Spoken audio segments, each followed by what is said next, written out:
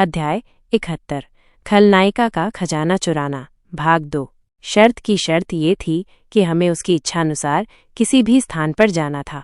बेशक कायला ने भी चुपके से धोखा दिया था, लेकिन क्या शेल के लिए भी ऐसा ही नहीं था?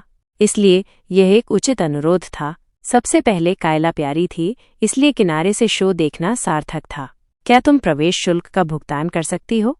शेल ने थोड़ी देर सोचा और मुझसे कहा। मैं क्यों? वो मुझसे क्यों पूछ रही थी? क्या वो पूरी तरह से भूल गई थी कि शर्त तो उसने हारी थी? यह स्पष्ट था कि खलनायिका एक 5 साल के बच्चे को अपना अहंकार दिखा रही थी। और जब मैं सर्प ओर्ब निकालने ही वाली थी, कायला ने अपना बैग खोला और मुट्ठी भर कुकीज निकाली। मैं तुम्हें ये दे सकती हूँ। शेल ने थोड़ी देर के लिए अपना मुंह बंद रखा और प्रस्ताव के बारे में सोचा। नहीं, ये अधिक ऐसा था जैसे वो सौदेबाजी करने की कोशिश कर रही थी। यह स्पष्ट था कि खलनायिका अधिक मूल्यवान चीज की तलाश में थी। कायला हंसी और अपना हाथ बैग में डाला। इस बार उसने जो निकाला वो कागज के 2 टुकड़े थे। ये कुकी और मफिन के व्यंजन हैं जो तुमने अभी खाए हैं। मैं तुम्हें ये दूंगी। ये कैसा रहेगा? शेल स्पष्ट रूप से आश्चर्यचकित थी। मेरे लिए भी ऐसा ही था। शेल के लिए कायला की मिठाई मेरी मिठाई से अधिक स्वादिष्ट थी, इसलिए यह स्पष्ट था कि अगर वो उसे वे व्यंजन देती तो क्या होता। तब से मैं मिठाई के माध्यम से खलनायिका को शांत नहीं कर पाऊंगी। ठीक है, चलो चलते हैं। शेल ने बिना किसी विचार विमर्श के जवाब दिया।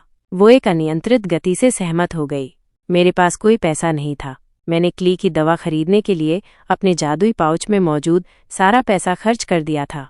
मैंने उसमें और पैसा नहीं डाला क्योंकि उस समय मुझे ये कष्टप्रद लगा, और अब उस वजह से व्यंजन खलनायिका के हाथ में पड़ गए।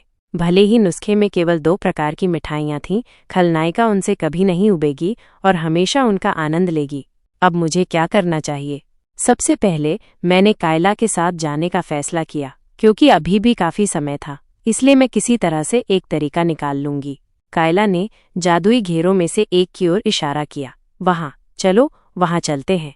कायला ने जिस ओर इशारा किया वो फाहिब्रुस बीच की ओर जाने वाला टेलीपोर्टेशन जादुई घेरा था। हम एक साथ जादुई घेरे में प्रवेश कर गए और समुद्र तट पर पहुंच गए।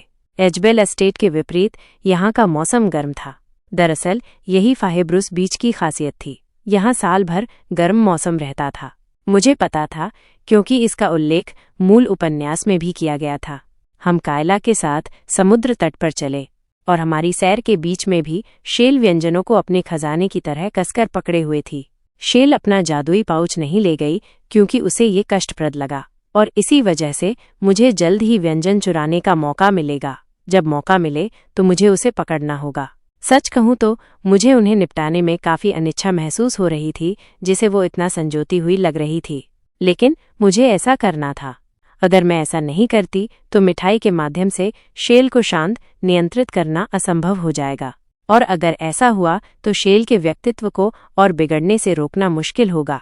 फिलहाल मेरे पास बचा एकमात्र विकल्प सर्प ओर्ब के माध्यम से उसे डराना, ब्लैकमेल था। हालांकि खलनायिका को डराने, ब्लैकमेल की तुलना में मिठाई के माध्यम से शांत नियंत्रित करना अधिक सुविधाजनक होगा। अगर मैं असफल रही तो शेल धीरे धीरे खलनायिका के रास्ते पर चली जाएगी, और मुझे लगभग यकीन था कि मेरा भी मूल उपन्यास की तरह दुखद अंत होगा। नहीं, शेल और मैं दोनों भयानक अंत का सामना करेंगे। मुझे व्यंजन चुराने होंगे। मैं अपने मन में उसे दोहराते हुए समुद्र तट पर चली। फिर मैं कौन सा तरीका इस्तेमाल कर सकती हूँ?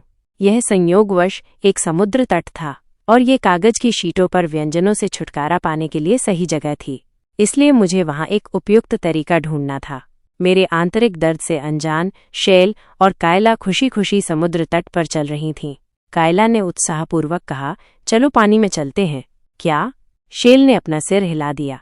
फिर कायला मुस्कुराई और बोली, अगर तुम मेरे साथ खेलोगी तो मैं आज तुमने जो मिठाई खाई है उसके सभी व्यंजन लिख दूंगी। तुम्हें ऐसा नहीं करना चाहिए। इससे पहले कि मैं कुछ कह पाती, शेल ने अपना सिर हिला दिया।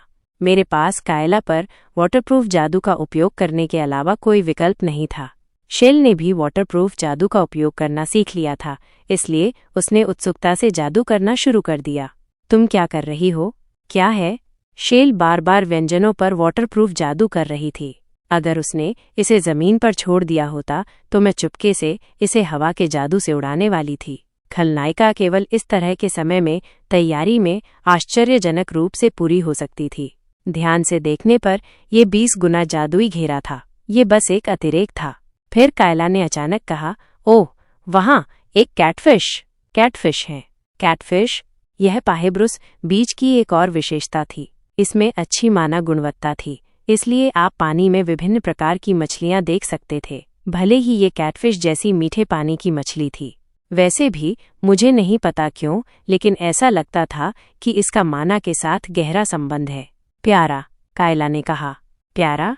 हालांकि मुझे भी ऐसा ही लगा, लेकिन ये आम सहमति नहीं थी।